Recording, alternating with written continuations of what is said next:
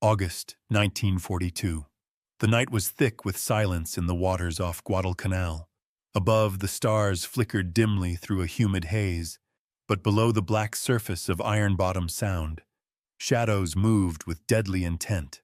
American destroyers crept forward in column formation, their engines throttled low, each man aboard straining his senses against the vast unknown. They knew the Japanese submarines were out there, waiting, hunting, eager to choke the fragile lifeline that carried supplies and reinforcements to the embattled Marines ashore. Inside the steel hull of one destroyer, the sonar room was tense, the air heavy with sweat and cigarette smoke.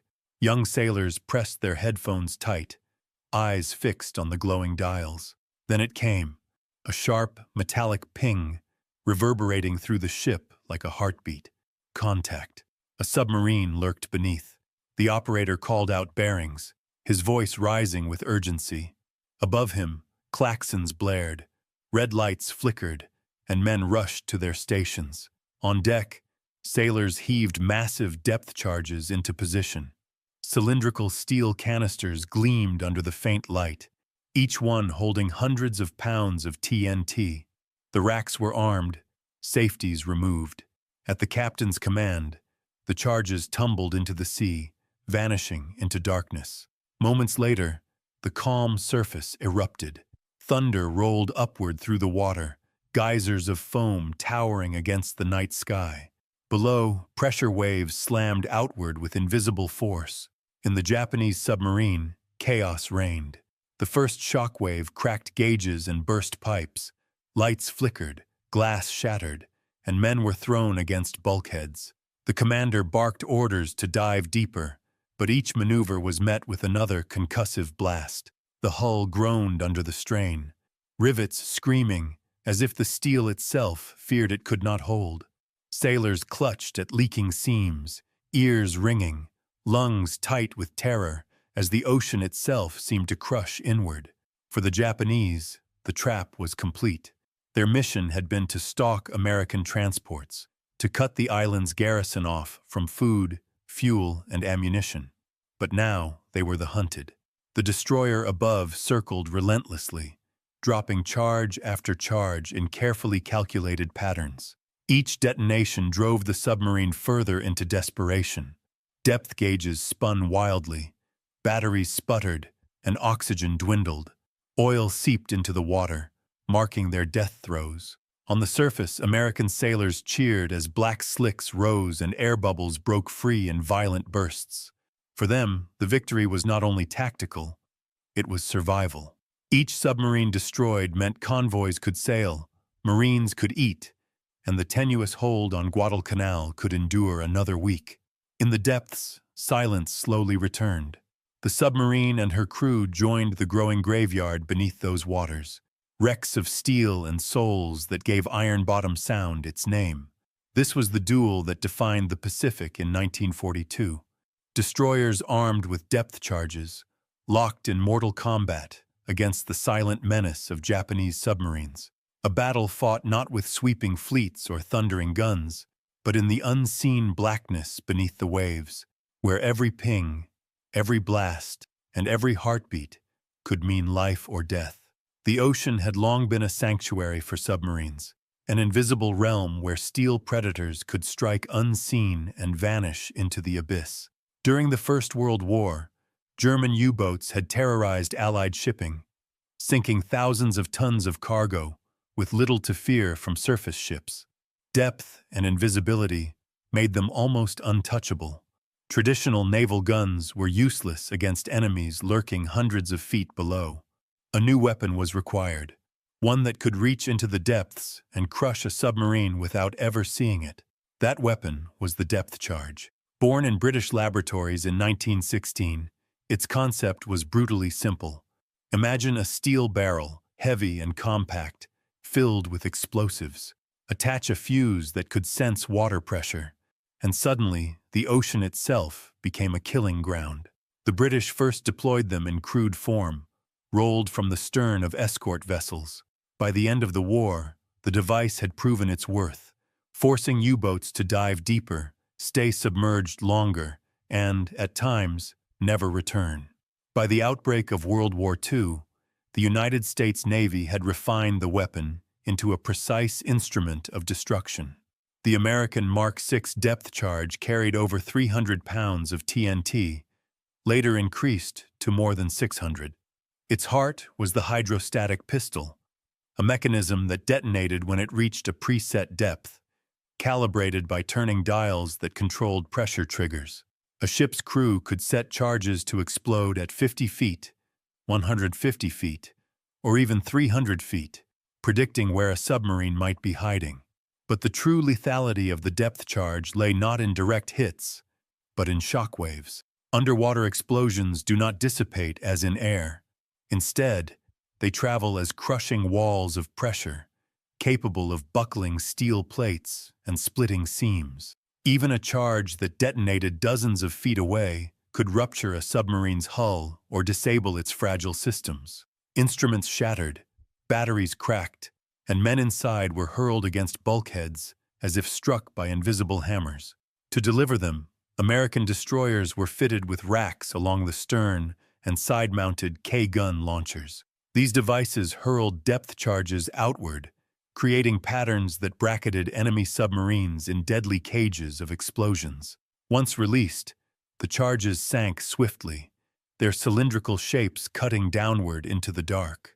Sailors often described watching the last glimpse of a glowing fuse vanish into the water before the sea erupted moments later in white columns of foam.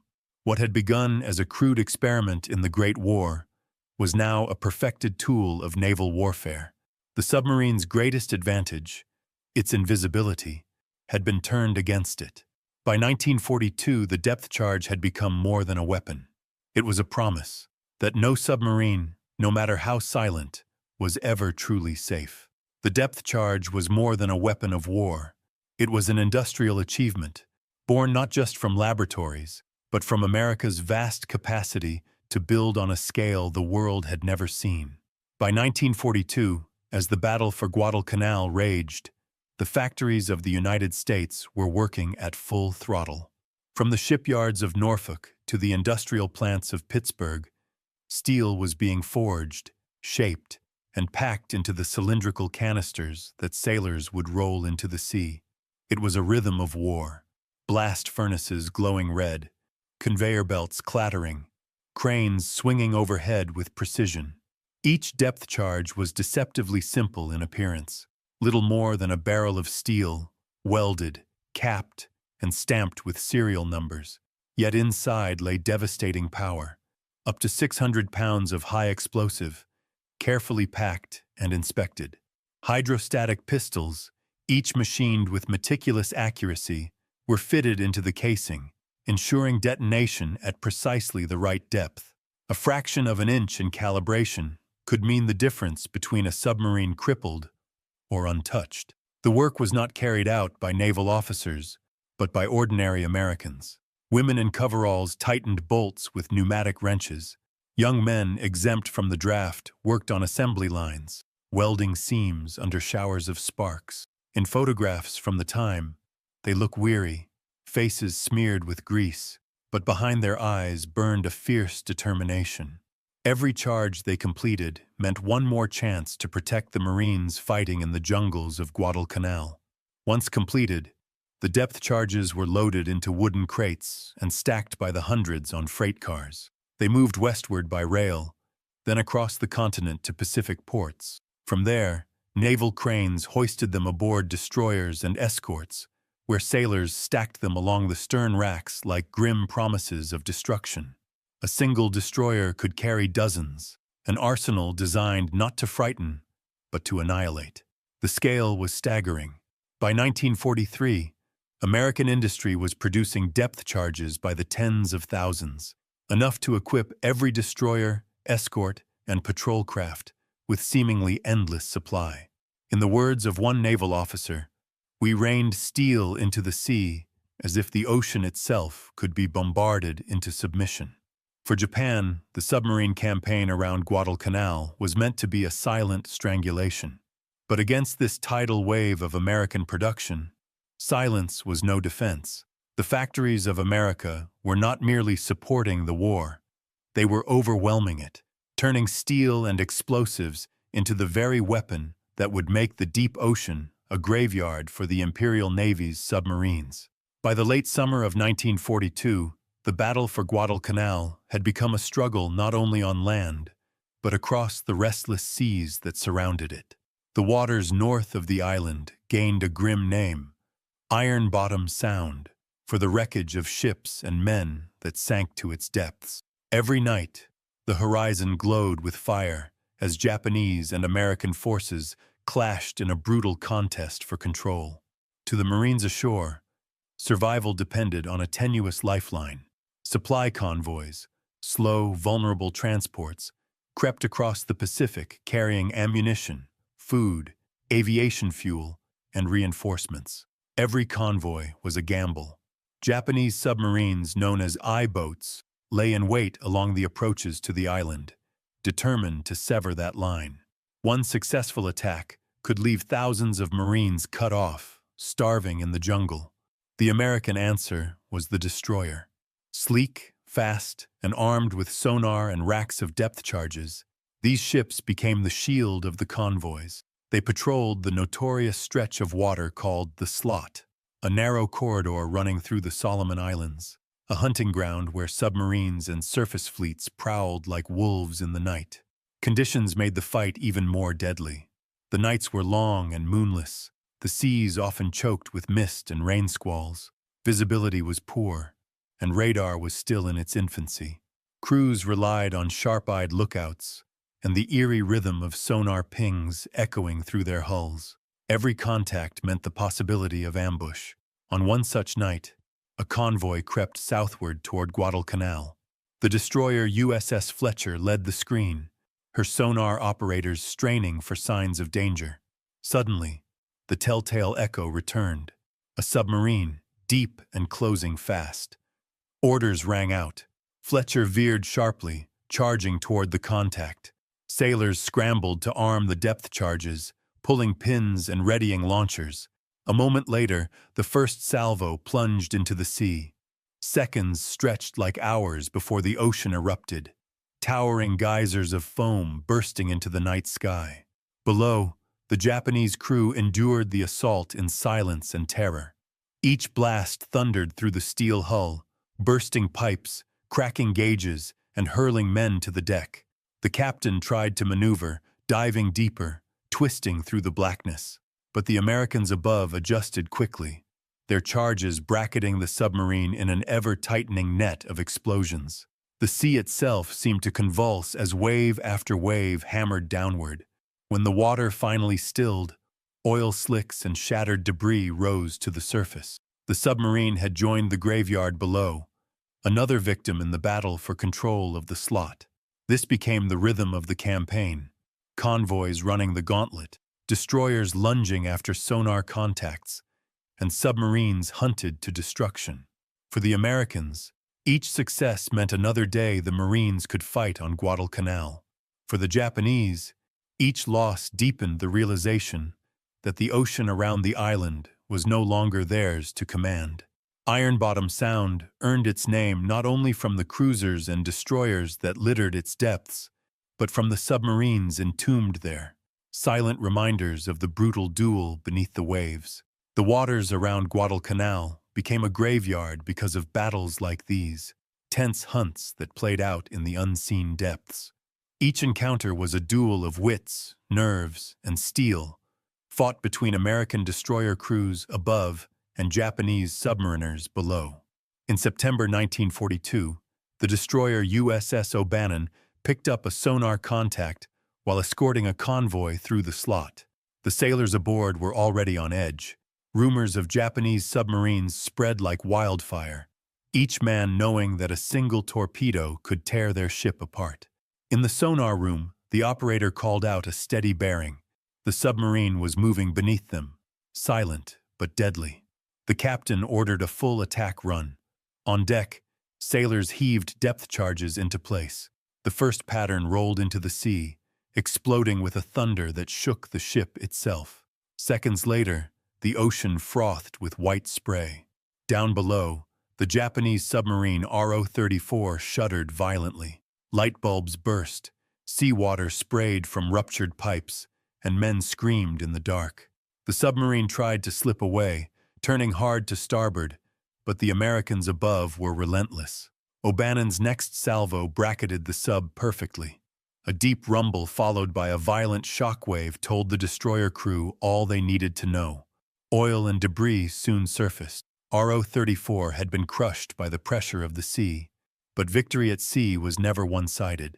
Just days later, the Japanese submarine I-19 struck a devastating blow. Lying in wait east of Guadalcanal, she unleashed a spread of 6 torpedoes into an American task force. 3 slammed into the carrier USS Wasp, igniting infernos that could not be contained. Within hours, the proud carrier rolled onto her side and slipped beneath the waves. Another torpedo tore into the battleship North Carolina, forcing her out of action. It was one of the most successful submarine attacks of the entire war. Yet vengeance followed swiftly. As I-19 withdrew, destroyers pounded the waters with depth charges, hammering the seas until oil slicks betrayed the sub's wounds. Though the submarine escaped immediate destruction, she had exposed herself, and the Americans adjusted their tactics. From then on, escorts intensified their screens, layering their defenses with sonar patrols and relentless depth charge attacks. The hunter had become hunted. In the months that followed, this pattern repeated again and again. Japanese submarines prowled boldly, firing on convoys and warships, but each attack invited retaliation, and American destroyers rarely missed their chance. When a convoy came under threat, the escorts turned savagely on the sonar contact. Depth charges rained in patterns designed to box in the submarine. Sailors described the ocean as boiling, columns of spray rising into the air as the ship bucked from its own concussions. For the men inside the submarines, the experience was hell on earth. As detonations pounded the hull, rivets rattled loose, gauges spun wildly, and the smell of oil and chlorine gas filled the compartments. Men covered their ears against the deafening noise, praying the next explosion would not be their last. In desperate moments, captains ordered silent running, shutting down engines, lights, even whispers, hoping to evade their pursuers. Sometimes it worked. More often, the destroyers tightened their net, and silence ended in death. By late 1942, American destroyers had sunk more than 24 Japanese submarines in the waters around Guadalcanal. Each loss weakened Japan's ability to strangle the island. Each sinking meant supplies reached the Marines ashore. For the sailors who fought these underwater duels, it was a brutal war of attrition, an endless cycle of hunts, explosions, and wrecks joining the cold silence of Iron Bottom Sound. The battles beneath the waves were rarely seen by the men on shore, but their outcome decided the fate of Guadalcanal. Without victory at sea, the island could not be held, and without depth charges, those victories would never have been possible. Beneath the thunder of battle and the cold mechanics of sonar and explosives lay the beating hearts of the men who fought with them. The war at sea was waged not only by admirals and captains, but by ordinary sailors, young men pulled from farms, factories, and city streets, who suddenly found themselves responsible for wielding one of the deadliest weapons of the Pacific War. On the deck of a destroyer, the job of manning depth charges was as physical as it was perilous. Sailors heaved the heavy canisters into racks, sweat streaking their faces under the tropical sun by day, or dripping in the damp air of midnight watches. They worked with steady hands, for they knew that every fuse pin pulled, every safety cap removed, brought them one step closer to a blast that could shatter the very sea beneath them. Many spoke of the eerie moment when a depth charge slid from the stern, glowing faintly from the deck lights, before vanishing into darkness, seconds later erupting in a concussion that rocked the ship itself. Below deck, in sonar rooms cramped and hot, operators lived in a different kind of tension. Their world was defined by sound, the faint pings returning from the abyss. A sharp change in tone meant life or death.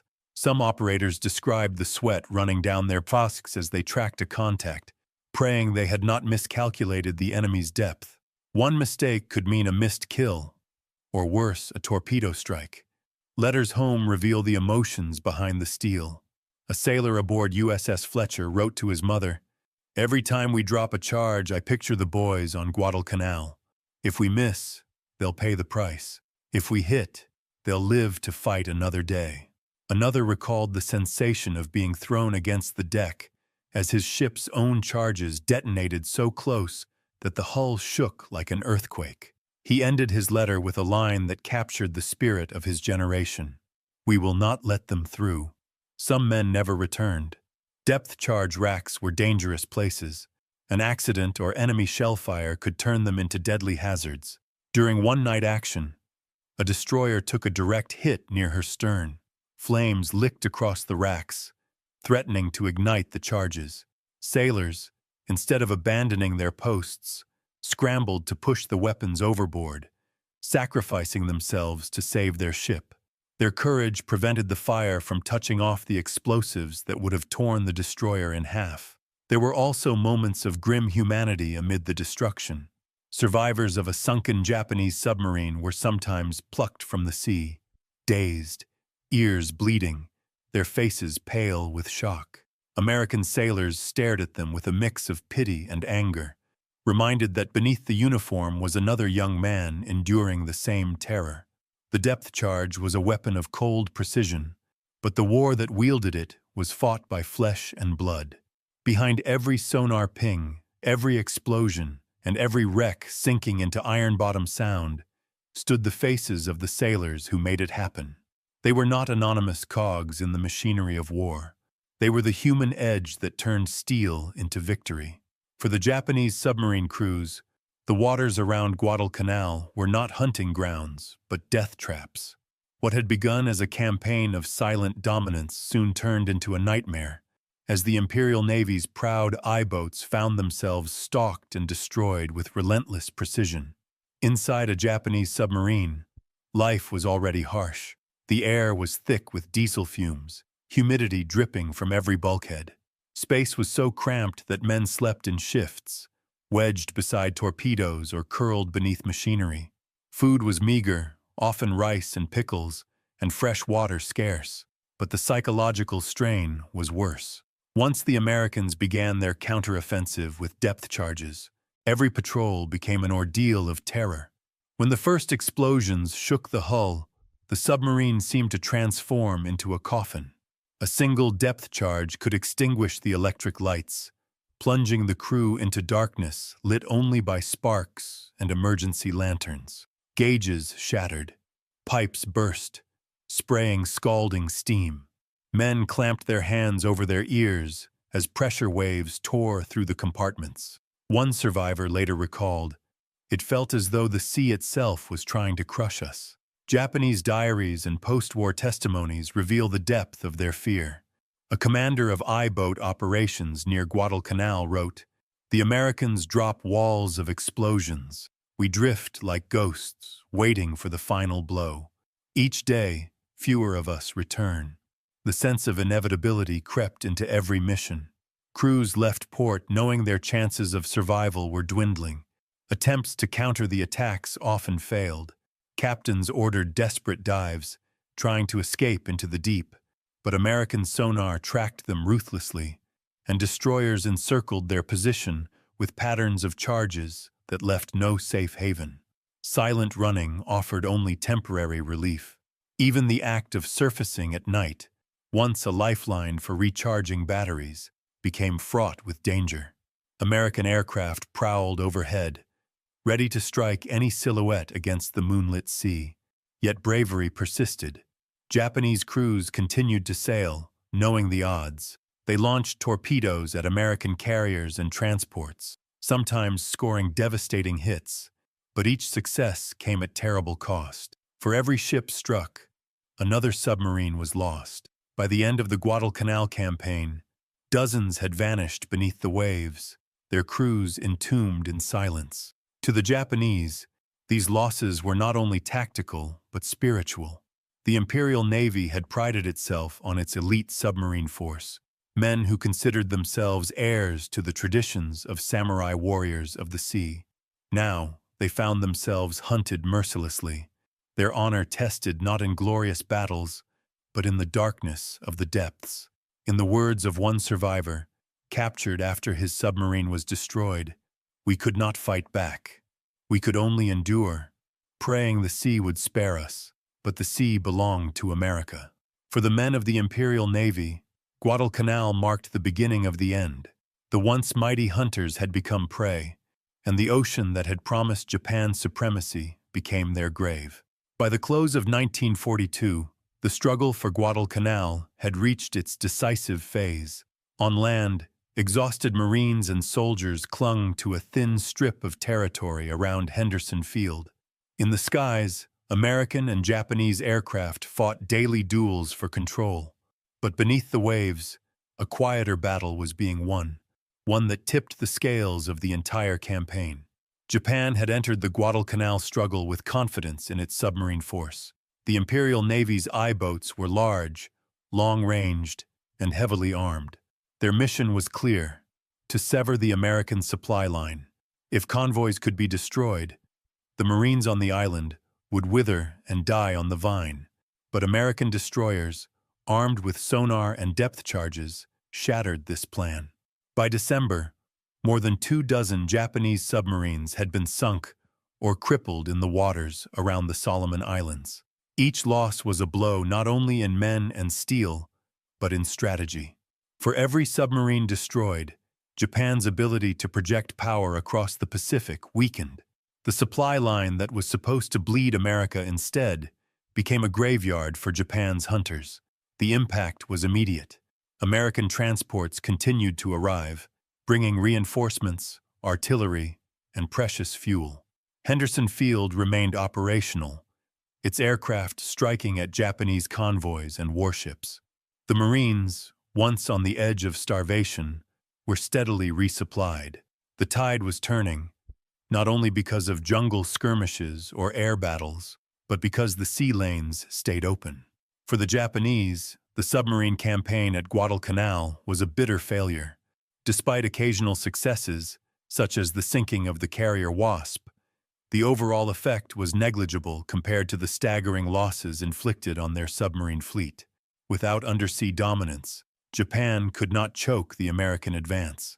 The failure at Guadalcanal marked the first time the Japanese Navy's strategic plans had been decisively broken. To the Americans, the results were clear. Control of the ocean meant control of the island, and control of Guadalcanal meant the beginning of an inexorable march westward, across the Solomons, into the Marshalls, and eventually toward Japan itself. The battle beneath the waves was invisible to most who lived through the war. Yet it was this unseen contest that ensured the Marines held out, that America gained its first major victory in the Pacific, and that the Empire of Japan began its long, irreversible retreat. Though its origins lay in the desperate days of the First World War, the depth charge reached its full maturity in the Pacific during World War II. Around Guadalcanal, it proved decisive, and its legacy extended far beyond those waters. In the years that followed, the depth charge became a permanent fixture of Allied naval strategy. Destroyers across every theater, Atlantic and Pacific alike, carried racks and K-guns bristling with explosives. Sailors came to view them as essential, a constant reassurance that no submarine could operate with impunity. During the Battle of the Atlantic, depth charges rained upon German U-boats with such regularity that survivors described the ocean itself as a thunderstorm of steel. In the Pacific, the same relentless patterns of explosions broke Japan's once proud submarine fleet. But the weapon was not without limitations. Accuracy depended on sonar contact, and as submarines grew faster and dived deeper, evasion was always possible. The need for improvement led to innovations, forward-throwing weapons like the British Hedgehog, and eventually acoustic homing torpedoes.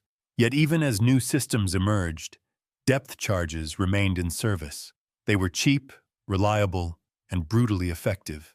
After the war, depth charges continued to serve in the U.S. Navy through Korea and into Vietnam. Smaller versions were adapted for aircraft, dropped from patrol bombers against suspected submarine contacts. For decades, they symbolized a simple truth.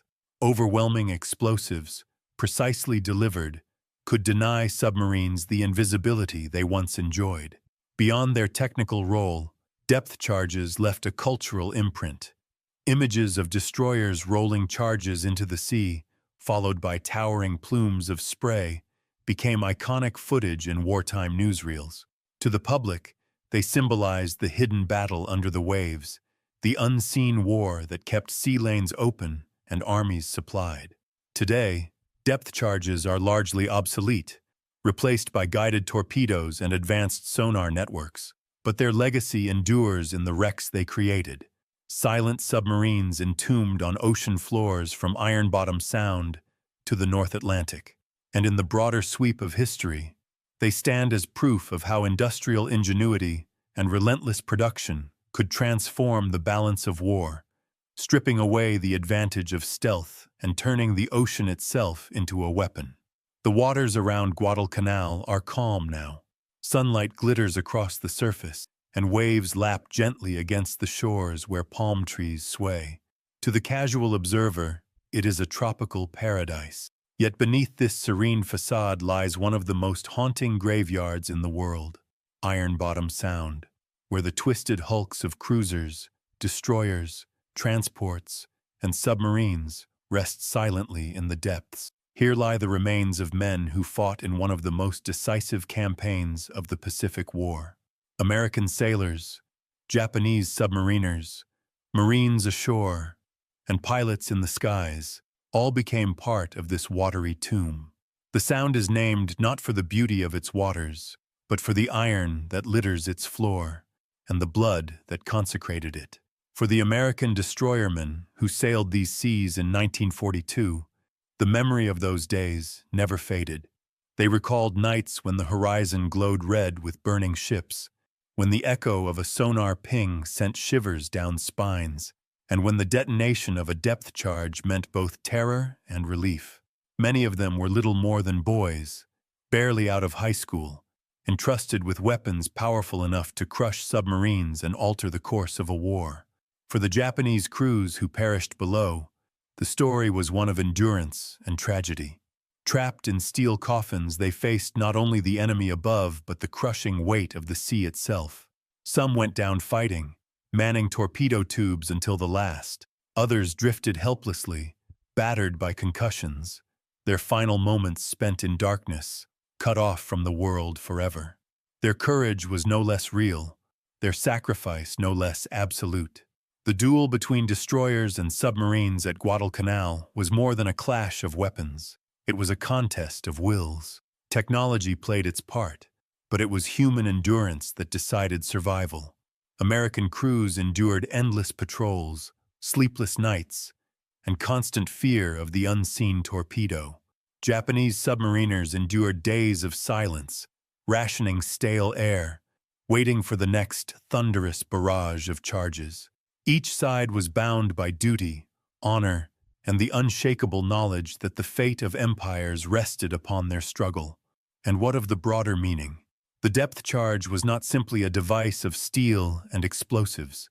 It was the embodiment of industrial might, the ability of a democratic nation to mobilize its factories, to harness the skills of ordinary citizens, and to produce on a scale that no empire could match. Behind every detonation at sea stood the unseen millions who labored in American factories, who welded, riveted, and tested until their hands bled. Their work turned the tide as surely as the sailors who dropped the charges. At Guadalcanal, this industrial power met the courage of fighting men, and together they carved out the first great American victory in the Pacific. The island became the turning point. Japan's advance was halted, its aura of invincibility broken. From that moment forward, the initiative shifted. Step by step, island by island, the Allies would march westward, closing the ring around Japan. The wrecks in Iron Bottom Sound marked not only the cost of that victory, but the beginning of Japan's long retreat. Today, divers who descend into those waters find relics frozen in time. Gun barrels point upward as if still waiting for the next salvo. Helmets, cups, and boots lie scattered in the sand. Silent corridors in sunken submarines stretch into blackness, their hatches sealed forever. They are monuments more eloquent than stone, reminders of men who fought, suffered, and died far from home. Standing at the edge of Guadalcanal, one cannot help but reflect. Technology gave the Allies the tools to prevail. Courage gave them the will to endure.